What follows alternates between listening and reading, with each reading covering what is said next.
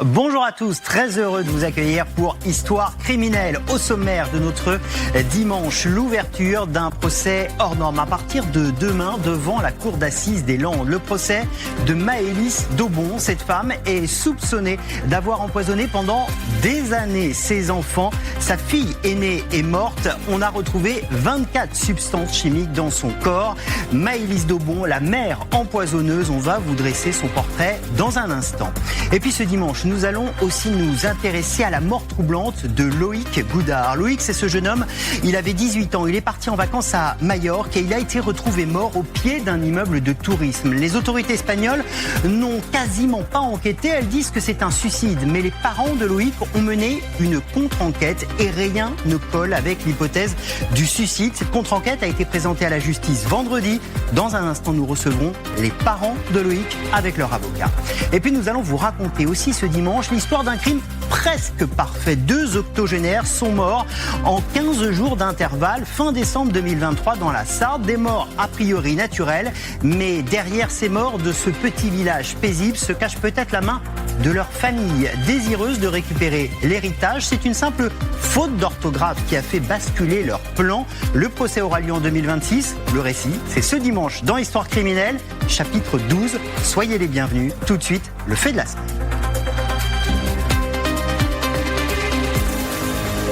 Et le fait de la semaine, c'est ce procès dont vous allez entendre parler, beaucoup parler ces prochains jours. Le procès de Maëlys Daubon. Ça s'ouvrira demain devant la cour d'assises des Landes. Pour vous raconter ce procès hors norme, Louise Colcombat est avec nous. Bonjour Louise. Bonjour. Vous êtes journaliste au service police-justice du Parisien. C'est vous qui avez sorti au niveau national cette affaire. Vous la suivez depuis le départ. Et avec vous, on va essayer de comprendre cette histoire assez atypique, assez hors norme. Alors, on va reprendre le fil. On va peut-être remonter d'abord à ce 13 novembre 2019. Ce jour-là, Maëlys Daubon va passer un coup de fil aux pompiers. Elle alerte parce que sa fille a un problème. Les pompiers vont arriver. Qu'est-ce qu'ils vont découvrir ? En fait, Maëlys Daubon alerte les secours parce que son autre fille, plus jeune de 2 ans, lui a expliqué que Enea faisait des convulsions et qu'elle l'a trouvé la bave aux lèvres en pleine crise dans sa chambre. Avant ça, elle avait entendu des coups dans un mur et donc elle était montée avec un autre jeune homme qui dort à domicile parce qu'il y a une sorte de huis clos assez étonnant dans cette maison. Et donc Maëlys Daubon appelle les pompiers qui vont trouver cette jeune fille dans un état déjà en arrêt cardiaque en fait et qui donc vont tenter de la réanimer, ce qu'ils vont réussir à faire, puis ils vont la transporter à l'hôpital. Néanmoins, il y a déjà une atmosphère un peu troublante puisque la mère semble très détachée, elle passe des coups de fil dans la salle à côté et puis on comprend pas très bien qui est cette jeune fille parce qu'en fait sa chambre ressemble à voilà, c'est couvert de tags, c'est noir, il y a des tags 666, le symbole du diable, voilà, c'est tagué partout. On a l'impression d'une jeune fille recluse. Contexte familial un peu étonnant. En tout cas, il y a une première surprise. La réaction de cette mère, un peu surprenante aussi. Enea va être conduite à l'hôpital. Elle va décéder quelques jours après. On va pratiquer une autopsie. Et là, on va découvrir des substances toxicologiques dans son corps, en très grand nombre. C'est là qu'il y a une première alerte et qu'on se dit qu'il y a quelque chose qui ne va pas. Effectivement, très vite, ils font une fibroscopie à l'hôpital et ils se rendent compte qu'ils vont retrouver un conglomérat de médicaments. Et on va déterminer qu'il y a eu entre 50 à 70 cachets de bêta-bloquants, en plus d'autres substances qui ont été ingérées ce matin-là par Enea. Il y a aussi un contexte médical qui est assez étonnant, c'est-à-dire que cette jeune fille était soumise à tout un tas de prescriptions, des antidépresseurs. Elle avait un pilulier chaque matin, un infirmier passait chez elle pour lui donner ses antidépresseurs, etc. Et puis une surconsommation de médicaments en général. Mais ces bêta-bloquants, ils n'avaient pas été prescrits. En tout cas, ils n'avaient plus de prescription depuis plus d'1 an.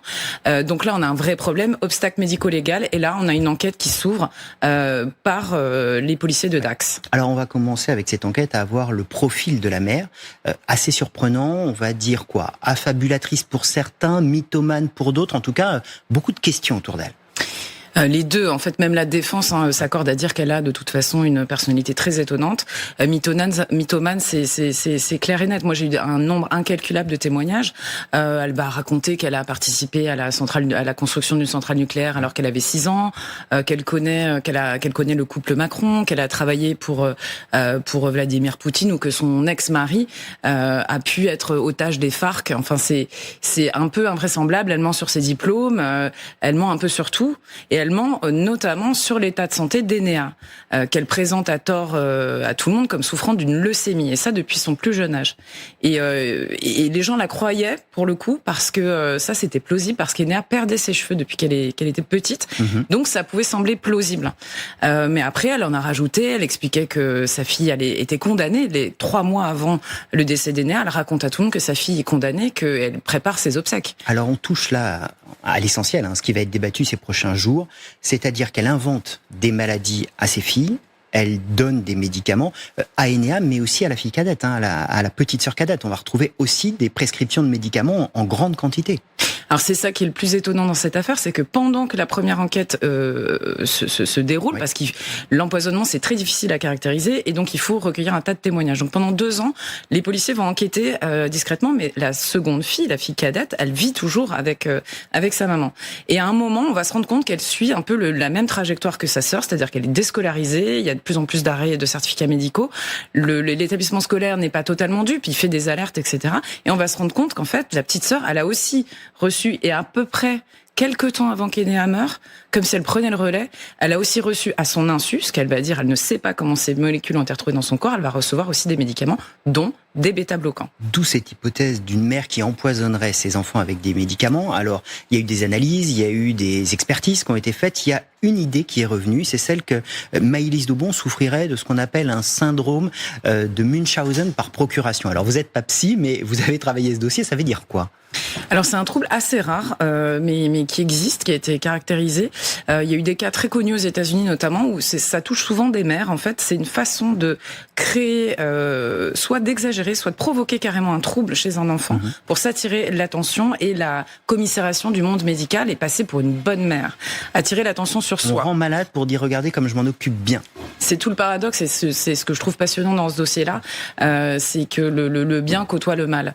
Et finalement, cette thèse, elle colle avec pas mal de traits de personnalité de Maëlys Daubon, même si elle n'est pas retenue de façon péremptoire par les psychiatres. Néanmoins, c'est assez séduisant puisqu'on a une surmédicalisation, plus de 30 médecins vus en 2 ans. La petite sœur, c'est un peu pareil. On va lui inventer des histoires. Enea, elle a demandé à la faire opérer de l'appendicite, sa mère, des choses qu'elle n'avait pas d'appendicite. Voilà, il y a tout un tas de choses qui créent ce contexte très particulier. Et puis le profil, parce que vous avez travaillé sur ce dossier, je le disais, vous avez, je crois que c'est dans un papier de février 2024 dans Le Parisien, raconté notamment sa vie en prison. Et vous nous expliquez comment, sur ces codétenus, elle joue exactement le même scénario, c'est-à-dire qu'elle exerce une forme d'emprise et leur fait prendre des médicaments qu'elles n'ont pas à prendre. Oui, alors elle aurait et c'est remonté par plusieurs canaux en fait, parce qu'on peut toujours remettre en cause un petit peu la parole de codétenus, c'est le grand classique dans les affaires criminelles, ils ont du temps à perdre, ils veulent se mettre en avant, mais ça remonte beaucoup et on va expliquer qu'en fait elle dit à tout le monde, parce qu'elle est plus âgée, elle vient d'un milieu social plus aisé que la plupart de ses codétenus, qu'elle a beaucoup d'emprise et qu'elle leur dit mais toi tu souffres de ci, de ça, et qu'elle les influence pour qu'elles aillent réclamer entre guillemets des prescriptions dont elles n'ont pas besoin. Il y en a une qui va raconter qu'elle va devenir sa codétenue comme un légume, et donc ça alerte. Et puis il y a ce deuxième volet qui est encore plus troublant.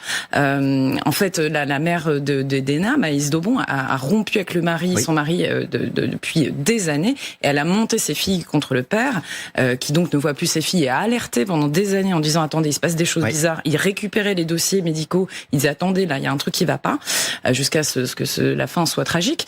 Et donc elle faisait une fixation sur son ex-mari, qui à l'époque de la séparation avait eu des troubles aussi. Ouais. Et maintenant, ça l'interroge. Il se demande si lui-même, il n'a pas pu avoir été intoxiqué à cette époque-là. Improuvable, mais le doute est là. Et donc, effectivement, elle va expliquer que des codétenus, qu'elle veut fomenter un assassinat contre son mari. Qu'il y en a une, elle lui demande si elle pourrait utiliser son étang. Elle explique qu'elle va contacter des gens, les payer en bitcoin. Ça pourrait faire sourire, mais vu la personnalité, le passé qu'elle a eu avec ce mari sur lequel elle a fait une fixation, et bien finalement, la juge d'instruction a retenu l'incitation à commettre un assassinat qui est quand même valable passible de 10 ans de prison, en plus de toute façon les 30 ans qu'elle encourt pour l'empoisonnement. Sa défense à Maëlys Daubon, c'est quoi? C'est de dire qu'Enea, elle se serait suicidée? Alors l'empoisonnement, on a 2 volets parce que l'empoisonnement n'a pas besoin d'être suivi de mort. Donc pour la deuxième jeune fille, donc il y a un empoisonnement retenu parce que les doses de médicaments sont suprathérapeutiques. Et puis là encore, il n'y avait pas d'ordonnance. On a eu des ordonnances falsifiées, etc. Ça a été prouvé. Pour le jour fatidique d'Enea, donc la défense va dire mais non, ces doses étaient thérapeutiques. Et pour le jour fatidique, c'est vrai qu'on a un souci de l'ingestion. Comment on peut donner à son insu quelqu'un 60 cachets? Alors, ils ont estimé aussi, les juges qui se sont penchés sur cette question ont expliqué qu'on pouvait juste mettre à disposition et dire à quelqu'un, tiens, tu prendras ça, mais sans lui expliquer que ça a un caractère létal. Mais c'est vrai que dans ce huis clos et dans cette matinée-là, avec des horaires un peu confus et des témoignages un peu confus de tous ces jeunes qui vivaient à domicile, on ne sait pas exactement ce qui s'est passé. Donc, l'état d'Enea étant un peu particulier, elle avait des idées noires, la défense considère qu'on peut envisager l'option du suicide. Ça va être une des thèses, évidemment, qui va être débattue durant ces prochains jours. C'était passionnant de se plonger dans cette affaire à la veille de ce procès. Merci beaucoup, Louise Colcombret, d'être venue sur le plateau d'Histoire criminelle. On continue à vous lire dans le Parisien et à suivre, évidemment, tous vos articles. Merci beaucoup. Merci. Et à bientôt sur le plateau d'Histoire criminelle. Nous, on va tout de suite se plonger au cœur de l'enquête. Et on va se plonger ce dimanche dans une enquête qui pourrait bien être refermée. C'est du moins ce que voudrait la justice, mais une famille se bat pour que justement cette enquête ne soit pas refermée. Cette enquête, elle porte sur Loïc Goudard. Loïc, regardez, c'est ce jeune homme de 18 ans. Il était parti en vacances à Majorque, alors faire la fête avec quelques copains. Loïc, le voici, vous allez le voir apparaître. 18 ans, il partait à Majorque faire la fête et puis il va être retrouvé mort au pied d'un hôtel de touristes. Les autorités espagnoles disent que c'est un suicide, mais les parents de Loïc ont mené une contre-enquête et on est très très loin de cette hypothèse. C'est cette affaire qu'on va reprendre avec les parents de Loïc Goudard. Merci beaucoup d'être là. Sarah et Pascal Goudard, bonjour. Bonjour. Merci d'être là, d'avoir le courage de parler. Vous le faites pour votre fils, vous le faites pour votre famille, parce que vous voulez des réponses. Vous allez nous raconter tout cela, évidemment, dans un instant. Votre avocat est avec nous, Maître Jérôme Goudard. Bonjour. Bonjour. Merci d'être là. Vous avez plaidé vendredi dans ce dossier pour qu'il ne soit pas refermé. C'est une audience, évidemment, décisive que vous allez nous raconter. Vous vous êtes appuyé sur cette contre-enquête que vous avez menée parce que finalement, on en est là dans cette affaire. Il n'y a pas eu d'enquête. C'est vous qui la menez, c'est vous qui vous battez. Alors, vous allez nous l'expliquer. D'abord, je voudrais qu'on regarde quelques photos de Loïc pour que vous nous parliez de lui. Vous nous avez gentiment prêté quelques photos de famille. On va les regarder. Ces photos de Loïc avec vous. Comment il était, Loïc? C'était un enfant jovial, qui aimait bien faire la fête avec ses copains, qui tenait à sa sœur, à son frère. C'était quoi ses passions dans la vie? Il aimait bien faire la motocross, et puis il avait le projet de s'installer avec moi sur la ferme. Donc il avait des projets? Oui, il devait s'installer aussi avec sa petite amie de l'époque, au mois de septembre en appartement. Donc sa vie était faite de rêves, elle était faite d'envie. Oui. Autour d'une famille heureuse, avec toutes ces photos de famille, on le voit. Pascal, évidemment, c'est émouvant de revoir toutes ces photos pour vous, c'est dur. Avant de commencer l'émission, vous m'avez dit c'était mon fiston. Oui. Ça veut dire quoi, c'était mon fiston? C'est clair, parce que c'était le premier garçon qu'on a eu. Et puis, on a fait plein de choses ensemble, parce que il est parti à 19 ans. Et du coup, c'était un bon garçon. Il aimait bien le boulot, il aimait bien la vie. Et puis voilà. Donc, on a passé des bonnes années ensemble. C'était trop court. Mais voilà. Et aujourd'hui, vous vous battez. Vous vous battez pour lui et on va reprendre ce combat parce qu'il faut qu'il débouche. On ne peut pas laisser une enquête comme cela. Maître, on va en parler, on va reprendre les faits. C'est évidemment difficile pour vous. On est en juillet 2018. Le 1er juillet, il arrive à Majorque. C'est les premières vacances qu'il fait sans vous. Oui. Il commence à s'émanciper. Il a 18 ans. Il part avec ses copains. C'est bien normal. Il y va pour profiter, se reposer, faire la fête, mûrir ses projets qu'il avait. Et puis le 2 juillet, 4h30 du matin, la police locale est appelée. On est à Malagouf, c'est au bord de la mer à Majorque. La police locale est appelée pour un jeune homme retrouvé mort au pied de l'hôtel. Il aurait sauté d'un balcon. Qui prévient la police? D'abord, reprenons les choses précisément. Qui va appeler la police pour prévenir à 4h30 du matin? Alors, bonjour Monsieur Gaudin. Les réponses, on les a pas forcément. qui appelle la police, on n'en sait strictement rien. Avant toute chose, il faut, pour bien que les gens comprennent, on est potentiellement sur une des affaires les plus scandaleuses, judiciairement parlant, d'un point de vue national et d'un point de vue européen. On ne sait pas qui prévient qui. En tout cas, ce qu'on sait, c'est qu'on va retrouver Loïc en bas de cet immeuble.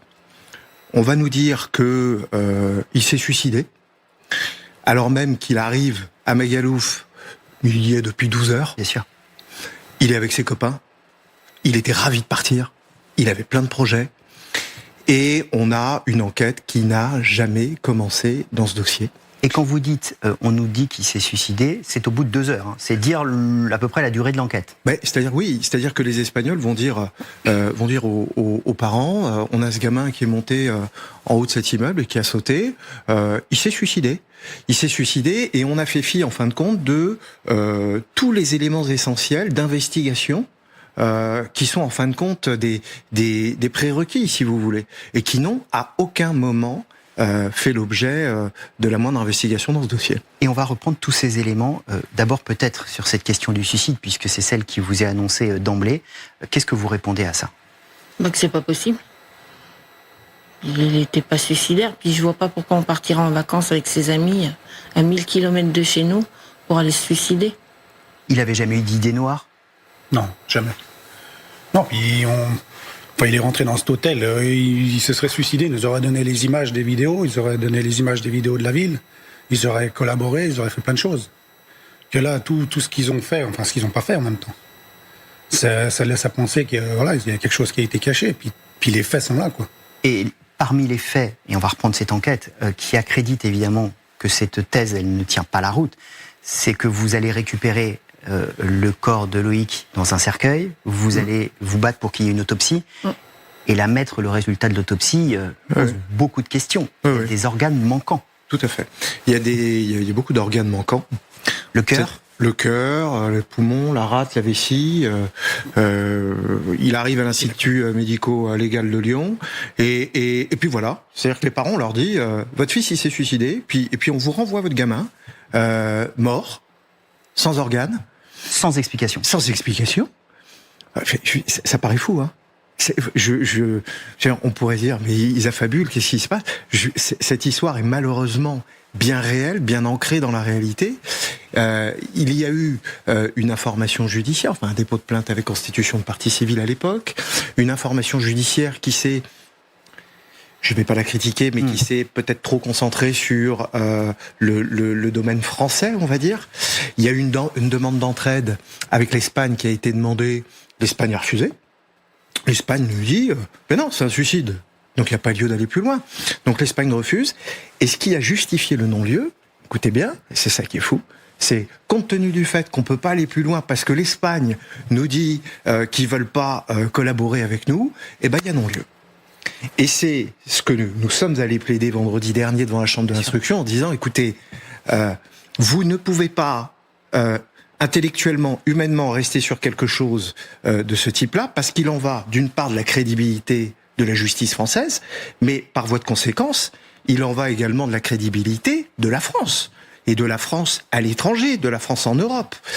Voilà où on en est. Et vous n'avez pas plaidé avec rien, parce qu'il n'y a pas eu d'enquête, vous le disiez. Pas eu d'audition là-bas, hein, pas de relevé d'empreinte, on vous a pas donné de rapport d'autopsie, on vous a pas rendu les vêtements de Loïc, on ne vous a rien donné. Donc vous vous êtes battu. Quelques semaines après la mort de Loïc, en août 2018, vous allez y aller. Vous allez commencer en fait l'enquête. Et puis ces derniers mois, vous avez fait recours à des criminalistes qui sont allés reprendre l'enquête sur place. C'est ce qu'on va expliquer à nos téléspectateurs aujourd'hui. Alors peut-être commencer par un des premiers éléments, c'est l'hôtel. L'hôtel où ça se déroule, on va revoir à quoi ça ressemble. C'est un grand complexe hôtelier, c'est l'hôtel Alua. Vous voyez, c'est un grand complexe comme ça qui se situe au bord de mer. On va voir une carte de Malaguf. Il y a quand même un premier élément important, c'est que ce n'est pas l'hôtel de Loïc. Non, absolument pas. Il est censé être un hôtel qui est à un peu moins d'1 kilomètre de là. L'hôtel où il avait réservé donnait véritablement sur la mer.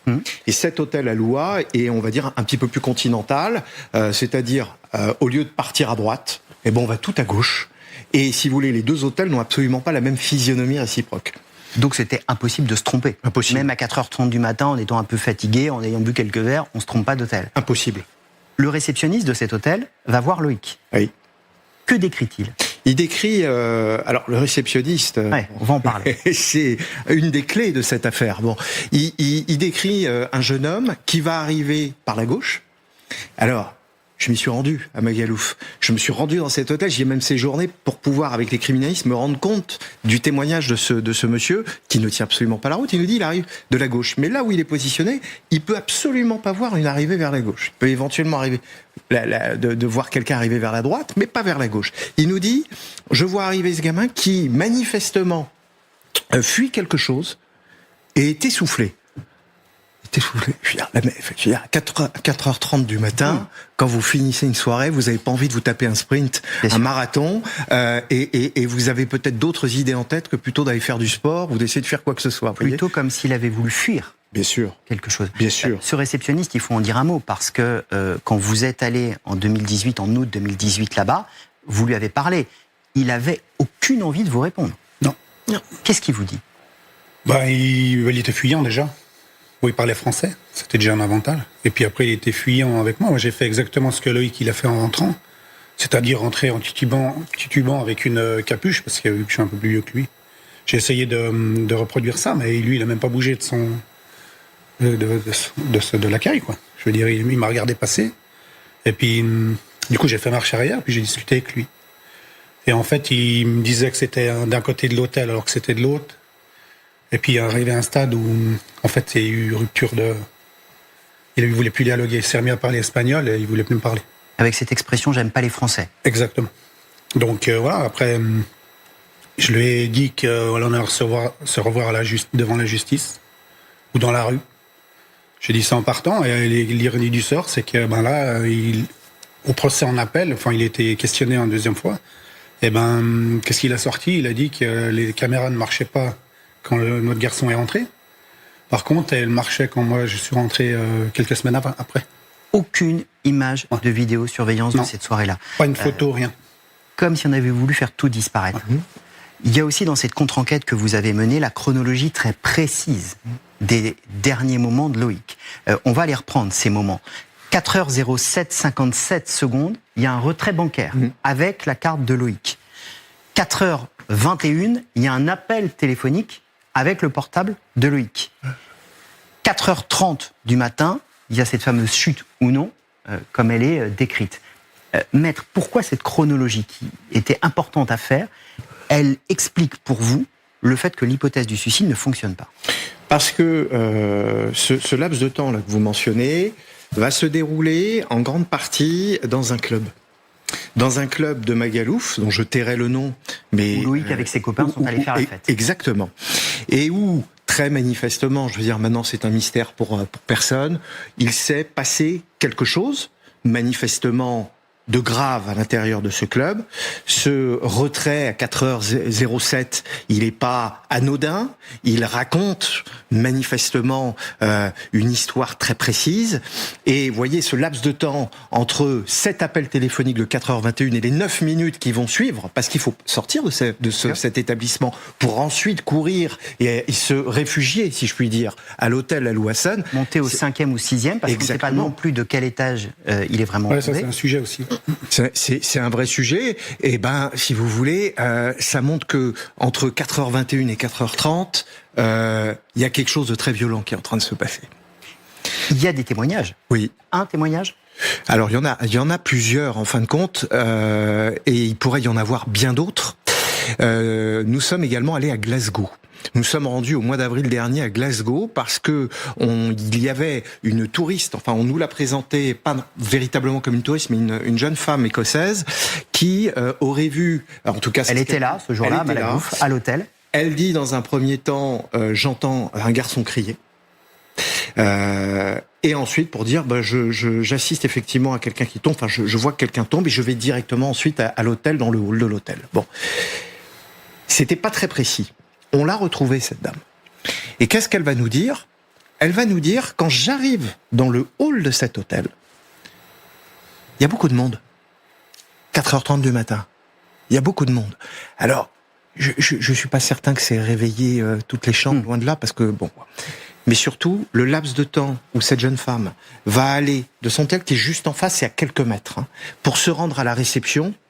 Il peut pas y avoir, comme par enchantement, un nombre incalculable de personnes qui se trouvent là juste avant qu'elle arrive. Donc ces personnes-là étaient manifestement présentes au moment où Loïc est rentré dans ce fameux hôtel à Louassonne. Sarah, comment vous vivez tout ça? Parce que on voit, quand on voit tous ces éléments de dossier que vous êtes allé chercher, on ne vous a rien donné. Comment vous vivez cette quête d'indices, cette enquête que vous êtes obligé de faire vous-même pour savoir la vérité de ce qui est arrivé à Loïc? C'est dur, mais on est obligé de savoir la vérité. Je veux dire, on peut pas vivre sans. Et pour lui, on se doit se battre pour savoir la vérité. Vous avez 2 autres enfants? Oui. Comment vous faites? Vous les associez à ce travail? Vous essayez de les préserver au contraire? Comment ça se passe? Non, ils sont associés à tout et on leur a jamais rien caché. Ils vous soutiennent? Oui. Et ils nous ont déjà dit que... si. Aujourd'hui, les enquêteurs espagnols qui disent c'est un suicide, il n'y a rien, ne cherchez pas, est prêt à refermer ce dossier. Oui. C'est pour ça que vous avez fait ces contre-enquêtes, c'est pour ça que vous êtes battu, c'est pour ça que vous avez plaidé. Qu'est-ce que vous avez dit en substance vendredi pour tenter de convaincre de ne voudrait pas suivre? Bon, c'est pas grave, on va le faire nous-mêmes. Il y a des gens qui sont identifiés. On a plein de noms. Il y a eu cette contre-enquête. Il y a des personnes qui doivent être auditionnées par la police française. Vous vous doutez bien que quand la police française veut entendre une personne qui est à l'étranger, elle les entend. Aucune des personnes qui étaient dans l'hôtel, pour expliquer à nos téléspectateurs, n'a été entendue par la police espagnole. Alors, on a le réceptionniste qui a été entendu. On sait qu'il y a une autre personne qui était là, un agent de sécurité. Mais nous, ce qui nous aurait intéressé, c'est de pouvoir entendre le patron de cet hôtel, de comprendre pourquoi, comme par hasard, comme par enchantement, tout s'est évaporé en termes de vidéosurveillance, tant à l'hôtel, mais que dans la ville de Magalouf. On veut entendre les responsables de la Guardia Civile, on veut entendre le patron de cette boîte de nuit, on veut entendre tous ces gens. Et on veut essayer de comprendre pourquoi ils ne collaborent pas. Ça, c'était le premier point. Pardon, je vous interromps, je vous donne la parole, mais ce qui est évidemment troublant, c'est le fait que ces organes aient disparu. Est-ce que votre hypothèse, c'est qu'il pourrait y avoir un trafic d'organes et qu'on veuille camoufler les choses? voyez, je reste prudent, j'irai pas jusque-là, mais force est de constater tout de même que ce concours de circonstances qui se décuple, forcément, à un moment donné, ça nous fait nous poser des questions. On sait que on n'est pas forcément les seuls. Oui. On sait qu'il y a eu des précédents. Oui. On sait que l'Albanie a réussi à faire condamner l'Espagne dans un cas relativement similaire où le corps est revenu également sans organes. Si l'Albanie y arrive, pourquoi la France n'y arriverait pas, vous voyez? Donc, il y a cette plainte avec constitution de partie civile dans un autre volet pour le trafic d'organes, bien entendu, parce qu'on s'est dit que ça pouvait aussi nous aider à faire en sorte que ce dossier ne soit pas refermé. Mais on a besoin aujourd'hui de cette justice française forte, qui puisse faire jouer son autorité, qui puisse également rayonner en Espagne, mais par le biais diplomatique, parce qu'on a besoin également du biais diplomatique, pour qu'en fin de compte, l'Espagne puisse aussi contribuer à la manifestation de la vérité. Qu'est-ce qu'ils nous ont dit? Ça fait 7 ans. Oh, vous comprenez, ça fait 7 ans. Mais maintenant, ça va être compliqué. Je veux dire, vous pouvez pas faire ça. Vous pouvez pas vous regarder dans une glace chaque matin et vous dire, dans le dossier de Loïc, alors que manifestement, c'est très grave. Ça fait 7 ans, donc on peut pas aller plus loin. Voilà ce que je leur ai dit. Il en va de votre responsabilité. C'est pour vous la double peine. C'est-à-dire que vous avez perdu Loïc et vous ne savez pas? Bah oui. Alors on ne sait pas, c'est sûr qu'on ne sait pas. Puis en plus, personne ne veut savoir. C'est ça le sujet. C'est que nous, on veut savoir. Mais la justice, pour l'instant, elle fait lettre morte. Je veux dire, c'est pas compliqué. Moi, j'ai juste l'impression que, je pense que si c'est un Espagnol qui vient en France, qui a le même problème que Loïc, le premier jour de ses vacances, les premières heures, parce que c'était pas 3 ou 4 jours après, c'est à peine arrivé sur l'île. Et si la France, ça arrive ça en France, la France fera exactement ce qu'elle a à faire pour n'importe qui. Sauf que nous, on nous dit, non, on veut pas. Moi, je suis désolé, mais un Espagnol, il vient en France, il est mort au pied d'un hôtel bizarrement isolé dans un coin tout seul, sans aucune circonstance. On lui dira jamais que c'est suicide. Je sais pas. On mène une enquête. On mène une enquête, puis après, on dit tout ce qui s'est passé.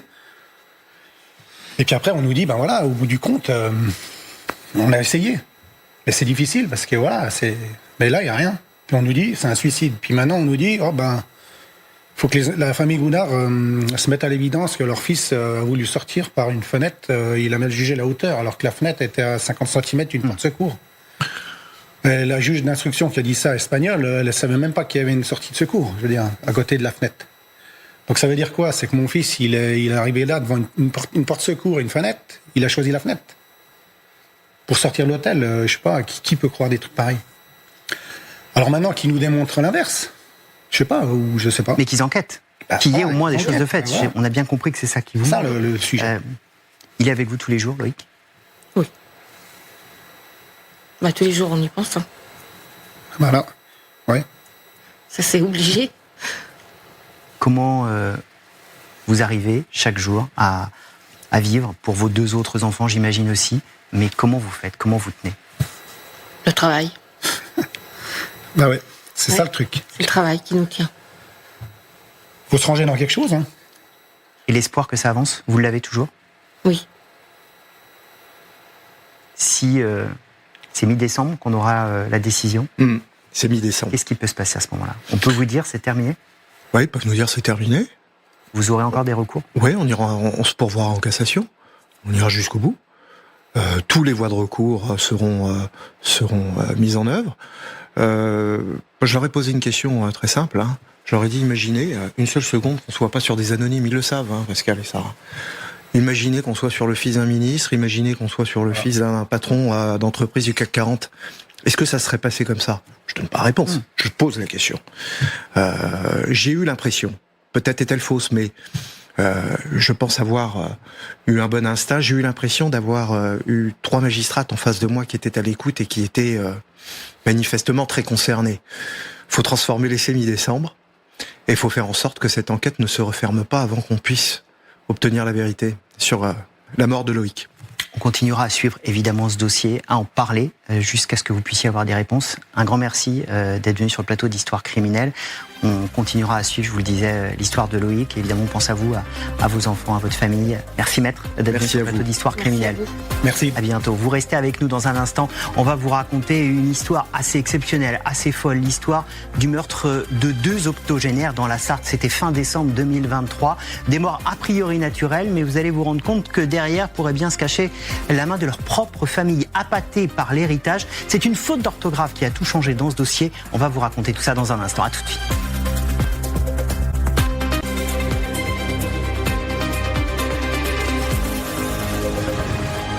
À la suite d'Histoire criminelle, soyez les bienvenus si vous nous rejoignez sur LCI. Dans un instant, on va vous raconter la folle histoire de 2 octogénaires décédés en l'espace de 15 jours. Derrière ces morts a priori naturelles pourrait se cacher la main de leur famille, appâtée par l'héritage. Il y a une faute d'orthographe, une simple faute d'orthographe qui a tout fait basculer. On vous raconte tout ça dans un instant, mais d'abord, le viseur de Guillaume Farb. Bonjour Guillaume. Bonjour Philippe. Très heureux de vous retrouver. On va se plonger avec vous dans les annales du crime avec la mort cette semaine d'un homme qui s'appelait Tommy Recco. Tommy Recco, c'est une légende du crime, on va y revenir. C'est 7 hommes. Tommy Recco, c'est d'abord l'homme aux 7 meurtres. Oui, Philippe, 7 meurtres, et ça aurait peut-être même pu être 10, sauf que pour 3 de ces meurtres, il est mort innocent. Tout commence en 1959. Tommy Recco, comme son nom l'indique, il est corse. Ça se passe du côté d'Ajaccio, de Propriano. Il y a d'abord en 1959 3 touristes allemandes dont on ne retrouvera jamais le corps. Lui sera soupçonné de les avoir tués. Ça ne sera jamais démontré. Pour ces 3 meurtres-là, il est innocent. Mais après 1959, il y a 1960. En 1960, Tommy Recco, il pêche à la dynamite. Et là, il va y avoir un garde-pêche qui va arriver, qui n'est rien d'autre que son parrain. Pris de panique, il va lui tirer dessus avec un fusil. Et pour être bien sûr qu'il est mort, et c'est là où on rentre dans la sauvagerie, il va lui fracasser le crâne avec un rocher pour s'assurer qu'il l'a bel et bien tué. Pour ce meurtre, il va être condamné une première fois à la perpétuité. Mais il va ressortir. Il ressort en 1977. Et là, il va tout de suite replonger. Et notamment en commettant 2 triples meurtres de sang-froid particulièrement terribles. Il y en a un en 1979. Ça se passe à Béziers, dans un supermarché Mammouth. Il va tuer 3 caissières de sang-froid. Il y en a une d'ailleurs, il va lui tirer en pleine tête. Ce sont des meurtres absolument gratuits sur un braquage. On n'avait jamais vu une telle violence. Et l'année d'après, en 1980, de nouveau un triple meurtre. Un homme avec lequel il avait un contentieux, son voisin, et puis surtout la petite fille de cet homme qui avait 11 ans. C'était sa petite fille, c'était une fillette. Et là, pour cela, il va être condamné une 2e fois à la perpétuité. Sauf que là, il ne ressortira jamais. Le tueur sanglant, il a un tas de surnoms, Tommy Reco. Je disais, c'est une légende du crime. Alors évidemment, on met légende entre guillemets, mais c'est vraiment ça. Dans le milieu, c'est une légende. Oui, parce que il est particulièrement violent. Il a un peu tout fait. Il y a un crime qui est un crime plutôt familial. Il est suspecté d'un crime qui ne sera jamais prouvé. On le disait, les touristes allemandes. Il y a des crimes qui sont des crimes plutôt liés à des braquages. Il y a des crimes qui sont liés à des règlements de compte plutôt impulsifs, comme cet homme qu'il tue avec son voisin et la fille de cet homme. Et donc, il est un personnage presque romanesque, entre guillemets. Il est corse, il est à la fois pêcheur, il est aussi braqueur, il a les cheveux longs. On le surnomme Geronimo, aussi le tueur aux yeux bleus, parce qu'il a les yeux bleus. Alors, ça se voit pas sur cette photo, mais c'était aussi un de ses surnoms. Donc oui, il fait peur, cet homme, parce que il est particulièrement brutal, particulièrement sauvage, y compris dans les meurtres qu'il commet. Et il n'a jamais cessé, il faut quand même le dire, de clamer son innocence, qui était complètement fou. On va regarder d'ailleurs, tiens, une petite archive de ce qu'il déclarait au moment de son procès. Je suis innocent à 100%. Je suis victime d'ignoble et d'abominable machination. Je suis le bouc émissaire idéal. Alors c'est le bouc émissaire idéal qui va quand même faire 62 ans en prison malgré toutes ces demandes de remise en liberté. Et oui, parce que techniquement, il était libérable depuis 1998. C'est-à-dire que depuis 27 ans, il pouvait être libéré. En 27 ans, il a formulé avec ses avocats 22 demandes de remise en liberté. Et malgré ces 22 demandes, la réponse de la justice a été invariablement la même. Non, il ne peut pas sortir parce que trop dangereux. Il n'a jamais reconnu ses actes, il ne s'est jamais amendé. Et les juges ont toujours considéré que sa remise en liberté serait dangereuse, même passé 80 ans. En 2023, rendez-vous compte, il a fait un recours devant la Cour européenne des droits de l'homme. En 2024, il était atteint d'un cancer. La seule chose qu'il a pu faire, c'était quitter la prison de Borgo pour aller en Provence, essayer d'avoir des conditions de détention un petit peu plus humaines. Il avait alors plus de 90 ans et il est mort à l'âge de 91 ans cette semaine, après avoir passé, vous l'avez dit, plus de 60 ans en détention. Ça veut dire les 2/3 de sa vie derrière les barreaux, comme quoi on ne sort pas toujours de détention en France. Et tant mieux quand on est aussi dangereux que cela. Merci beaucoup Guillaume, c'est absolument passionnant. Je profite de votre présence pour renvoyer tout le monde en ce long dimanche quasi hivernal vers votre podcast, l'épisode 2, qui est sorti. Qui est votre invité ? Denis Favier, qui est un gendarme assez extraordinaire. Il a commandé 2 fois le GIGN, dont une fois dans les années 90 avec cet assaut mythique à Marignane en 1994. Puis il a commandé aussi toute la gendarmerie nationale avec d'autres affaires rentrées dans l'histoire, la traque des frères Kouachi, et puis aussi le crash de la Germanwings. Donc c'est à retrouver sur la chaîne YouTube TF1 et TF1+. Intérieur Crime, épisode 2. Merci beaucoup Guillaume, Merci, à la semaine prochaine. À la semaine prochaine. Merci Avec beaucoup. plaisir. Tout de suite, je vais rejoindre nos grands témoins. Nos grands témoins avec lesquels on va vous raconter une histoire assez incroyable, celle d'un double meurtre quasi parfait à l'exception d'une faute d'orthographe. Je vous l'ai beaucoup dit, mais on va vous expliquer pourquoi, évidemment, avec nos invités. Maître Alexandra Avrilizine, bonjour, merci d'être avec nous. Vous êtes avocate au barreau de Paris et vous défendez les parties civiles dans ce dossier. Vous allez nous expliquer de qui il s'agit dans un instant, évidemment. Vincent Gautrono, bonjour. On est ravis de vous recevoir. Vous êtes journaliste au service police-justice du Parisien aujourd'hui en France. D'abord, regardons qui sont Monique et Alain. Monique Calipe, Alain Pacouret. C'est ce couple d'octogénaires. On a cette vieille photo un peu vieillie. Petit couple d'octogénaires qui vit en région parisienne. Quelle est leur vie à l'origine ? C'est une vie simple ? Une vie simple et tranquille. Voilà, ils ont refait leur vie ensemble. Donc, dans leur 3e âge, donc ils se sont rencontrés et ils avaient l'image d'un couple de, entre guillemets, le terme est affectueux, de petits vieux mignons, et dans le quartier ils étaient appréciés, ils étaient toujours en train de se promener main dans la main, donc un petit couple très tranquille. 2 octogénaires tranquilles, heureux, qui en juillet 2023 vont déménager. En fait, c'est le fils d'Alain Pacouret, Vincent, qui va leur dire pour que vous soyez mieux, pour des raisons de santé, tout cela. Venez vivre chez moi, alors dans une maison un peu rudimentaire. C'est une maison qui est à la limite de l'insalubrité, et effectivement ils vont prendre prétexte, le couple, le fils d'Alain Pacouret va prendre prétexte de l'état de santé de son père pour lui dire viens t'installer dans la Sarthe, tu seras mieux, tu pourras profiter des extérieurs, et nous on prendra soin de toi avec ma femme qui est par ailleurs aide-soignante. Alors la maison, on la voit, ça nous donne une petite idée de ce à quoi ça ressemblait. Sauf que on se rend compte que l'état de santé va être un vrai sujet. La première alerte, c'est quand ils vont fuguer. Ils vont être ramassés, Alain et Monique, par les gendarmes. Qu'est-ce qu'ils vont leur dire à ce moment-là ? En fait, ce qui est assez troublant dans cette affaire, c'est qu'effectivement, à l'été 2023, ils fuguent en stop, ce qui paraît assez étonnant pour deux personnes âgées de 85 ans, et ils sont retrouvés quelques dizaines de kilomètres plus loin, et ils voient les gendarmes et ils leur disent mais on est séquestrés par mon fils, il nous violente au quotidien. Les gendarmes vont pas vraiment croire ce témoignage. En tout cas, ils vont se dire c'est le témoignage de deux personnes un petit peu désorientées, âgées, et donc ils vont les reconduire dans la Sarthe. C'est horrible parce qu'ils les reconduisent dans la maison de l'enfer, vers leur bourreau, comme vous dites. Tout va s'accélérer, on va le regarder avec une chronologie assez simple de ce qui va se passer. Le 29 décembre 2023, Alain Pacouret décède. 6 janvier 2024, il est incinéré. Et le 15 janvier, 15 jours après le décès d'Alain, c'est Monique Calipe qui, à son tour, va décéder. Calendrier extrêmement rapproché pour comprendre, partons du décès de Monique. C'est Stéphanie, la femme du fils d'Alain Pacouret, qui accueille ce couple chez eux, qui va prévenir le SAMU. Qu'est-ce qu'elle va dire quand elle appelle le SAMU pour prévenir de la mort de Monique ? Là, ce qu'elle prévient, c'est que simplement, a priori, elle serait tombée et décédée, et que voilà. Enfin, d'ailleurs, elle appelle pas elle me semble-t-il, elle n'appelle pas le SAMU, elle appelle directement le service de la morgue, les pompiers, et voilà. Donc, et d'autant plus que 2 semaines auparavant, elle avait déjà effectué les mêmes appels. Donc elle appelle les pompes funèbres, comme elle l'avait fait pour Alain Pacouret, pour la mort de Monique, une vieille dame tombée dans la maison. Elle va prévenir aussi les enfants de Monique. Monique a eu une vie avant. Dans un deuxième temps. Dans un deuxième temps. Elle va prévenir les enfants de Monique. Qu'est-ce qu'elle leur dit ?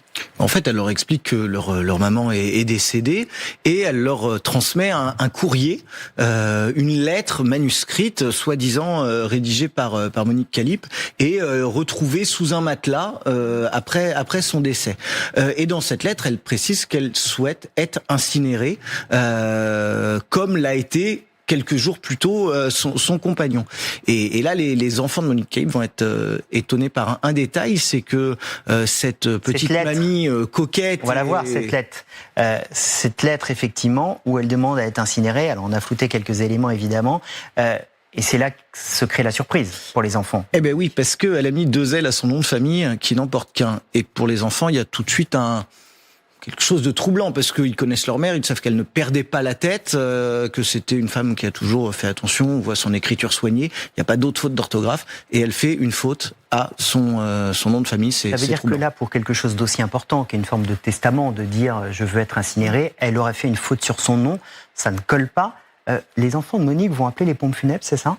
Oui, non, mais aussi ils vont s'interroger, et c'est vrai qu'ils avaient plus trop de nouvelles, et ils vont aussi faire une découverte d'autant qui va leur porter des interrogations, à savoir que les comptes ont été intégralement vidés. Donc, effectivement, et ils appellent après les pompes funèbres pour savoir effectivement dans quelles circonstances donc cette dame a été recueillie. Et là, on leur révèle que l'état du corps est absolument abominable, et qu'il est préférable qu'ils ne voient pas le corps, parce qu'ils n'ont pas pu rendre la dame présentable pour la famille.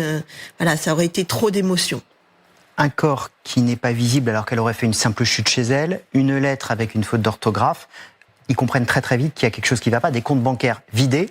Qu'est-ce qu'ils vont faire à ce moment-là ? Alors, qu'est-ce qu'ils vont faire, tout simplement ? Ils sont complètement désemparés, et ils vont se rendre à la police. Voilà, pour leur faire part de leurs doutes plus que légitimes. Sauf que la police, là, va leur opposer une fin de non-recevoir, parce que va leur dire, mais comment voulez-vous que nous stoppions l'incinération, étant donné qu'il y a un médecin qui s'est rendu sur place et qui a rempli un document officiel indiquant qu'il s'agit d'une mort naturelle. Donc, nous... policiers, nous ne pouvons rien faire. La procédure a été respectée et l'incinération doit avoir lieu. Et donc, quand ils viennent me voir le jour même où ils ont été conduits par les services de police, a priori, il n'y a plus rien à faire. Et là, j'ai l'idée de contacter le parquet pour en urgence, et sans bien même qu'il n'y ait aucune procédure de policière en cours, pour les court-circuiter et contacter directement le procureur de la République. J'ai réussi à avoir je les reçois le jeudi en fin de matinée, le vendredi matin, j'arrive à avoir le procureur de la République et je lui fais part de l'urgence de la situation et sur le fait qu'il faut stopper de toute urgence cette incinération qui devait avoir lieu soit quelques heures plus tard, soit le lundi matin. Et heureusement, parce que vous faites stopper l'incinération qui aurait tout détruit, comme pour Alain, sauf que là, grâce à votre intervention, toutes les preuves, grâce à votre intervention, il va y avoir une autopsie de réaliser. Et là, qu'est-ce qu'on va découvrir ? Oui, il y a une autopsie qui est réalisée le lendemain par les services médico-légaux et qui vont constater que effectivement il y a de nombreuses blessures et notamment une fracture caractéristique, c'est une fracture de l'osioïde et c'est un petit os qui se situe ici et qui est caractéristique des étranglements. À chaque fois qu'un étranglement a lieu, l'osioïde se fracture et donc là les médecins légistes en concluent, selon eux, il n'y a pas de doute. Monique Calipe est morte de l'intervention d'un tiers, des mains d'un tiers. Quelqu'un l'a étranglée. Donc évidemment, ça va tout changer et ça va donner une autre ampleur, notamment au fait d'avoir stoppé cette incinération, parce que voilà, le corps incinéré, on n'aurait jamais pu savoir ce qui était arrivé à cette femme. C'est à la fois machiavélique, c'est-à-dire que l'incinération aurait tout éteint. J'imagine que les soupçons se portent aussi sur la mort d'Alain Pacouret. Ben voilà, après on se dit quand même suspect, etc. Donc on interroge là les pompiers, les services funéraires notamment, ce sont les mêmes personnes, pas pour les pompiers, mais en tout cas concernant les services funéraires. Et ce personnel a été vraiment particulièrement tant choqué que perturbé par le comportement du couple diabolique. Qui avait accueilli le couple de personnes âgées. Alexandre et Stéphanie, Alexandre, le fils d'Alain. À savoir qu'ils ont un comportement assez détaché concernant Alain Pacouret. Ils font d'ailleurs même pas semblant d'être tristes. Au contraire. Il y a personne. Les pompes funèbres s'étonnent. Après coup, dans le cadre de l'enquête, les pompes funèbres s'étonnent qu'il n'y ait personne à l'incinération de Alain Pacouret et que même son propre fils, qui est venu faire des rendez-vous pour savoir combien ça allait coûter, ne soit pas venu assister à l'incinération de son père. Ce qui est terrible, c'est qu'on peut aussi s'interroger sur ce qui s'est passé pendant les mois où ils ont vécu dans cette maison. Est-ce que vous avez le sentiment que ces deux octogénaires, ils ont été maltraités, mais malheureusement, on a eu la preuve qu'ils ont été maltraités. Donc il y a eu déjà le fait qu'ils aient voulu fuguer et après ça a été, on imagine, une escalade de violence parce qu'après ils ont été séquestrés. On leur a enlevé leurs chaussures pour ne plus qu'ils aillent dehors. Enfin, ça a été vraiment terrible. On a pu aussi, dans le cadre des auditions, des mises en cause, on a pu découvrir aussi certaines choses, mais aussi au-delà de leurs déclarations, parce que ils essayent de se renvoyer la balle l'un l'autre. Pour essayer de se défausser de leurs responsabilités, alors que pour moi, il y a une égalité de responsabilité, quoi qu'il en soit, et en aucun cas on ne peut mettre la faute que sur une personne. Je reprends votre expression, d'ailleurs vous disiez couple diabolique. On peut vraiment dire ça. Alors évidemment l'enquête, la justice décidera, mais le profil qui se dessine. Ils sont tous les deux renvoyés devant la cour d'assises, mais effectivement l'instruction a montré un côté en tout cas à minima machiavélique, parce que ce qu'on comprend c'est qu'ils ont très certainement été amenés dans la Sarthe pour être spoliés petit à petit durant 6 mois, et que une fois qu'ils n'avaient plus d'argent sur leur compte en banque, ils ne devenaient pour Stéphanie Vallès et Alexandre Pacouret qu'un poids. Voilà. Poids dont il fallait se débarrasser.